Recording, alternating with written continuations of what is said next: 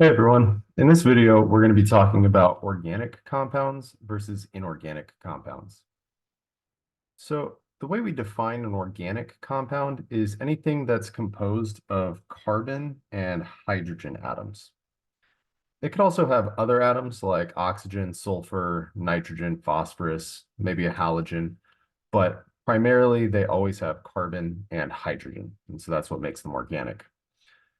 Organic compounds are found in a lot of common products like gasoline, medicine, cosmetics, but they're also found in living organisms. And so for the rest of this semester, we're going to be focused on organic compounds.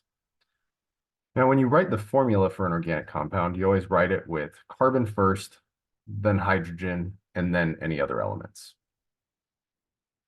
Let's take a look at the properties of some organic compounds. Well, organic compounds typically have covalent bonds. They usually have low melting and boiling points. They're usually flammable, which means they undergo combustion. You can set them on fire. And they are not soluble in water. And so as an example here is vegetable oil, an organic compound, and we can see that it doesn't mix with water. And it's a liquid because it has a low melting point. And if you get it hot enough, you can actually set vegetable oil on fire. So let's compare some organic versus inorganic compounds. So here we're taking a look at butane, which is the fuel inside of disposable lighters, versus table salt, which is sodium chloride.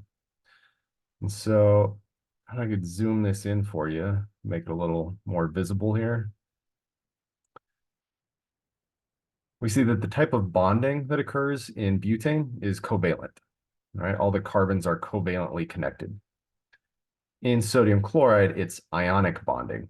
It's positive cations connected to negative anions. Butane is a gas at room temperature, whereas sodium chloride is a solid at room temperature. This has a low boiling point. Sodium chloride has a high boiling point.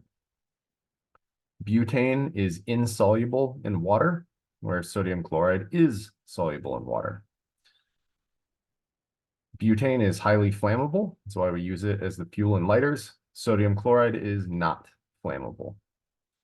So let's do a quick study check. Identify each characteristic as typical of compounds that are organic or inorganic. Okay. High melting point. Well, if it has a high melting point, it's probably inorganic. Not soluble in water. Well, organic compounds are not soluble in water. Has the formula CH3, CH2, CH3. Well, if it's composed of carbon and hydrogen, it's probably organic. Something that has the formula MgCl2. Well, magnesium is a metal, so this is going to be an ionic compound, so this is definitely inorganic. There's no carbon and hydrogen there. It burns easily in air.